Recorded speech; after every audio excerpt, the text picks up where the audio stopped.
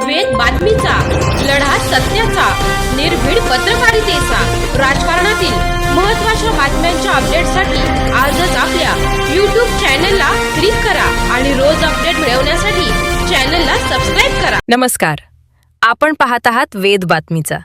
विद्यार्थ्यांच्या वसतिगृहात आमदार तनपुरेंचा ठिय्या. जमिनीवर बसून विद्यार्थ्यांशी संवाद.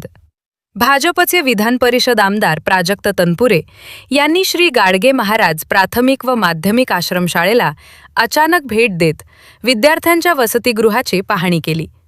यावेळी त्यांनी विद्यार्थ्यांसोबत जमिनीवर बसून मनमोकळा संवाद साधला. विद्यार्थ्यांच्या वहीत डोकावत अभ्यासाची माहिती घेतली. तसेच शिक्षणातील अडचणी, दैनंदिन समस्या आणि भविष्यातील स्वप्नांबाबत चर्चा केली.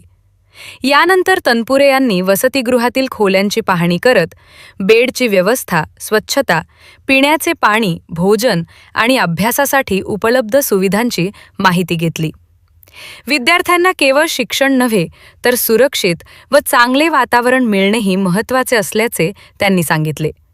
विद्यार्थ्यांच्या गरजा पूर्ण करण्यासाठी आवश्यक कार्यवाही करण्याचे आश्वासनही दिले.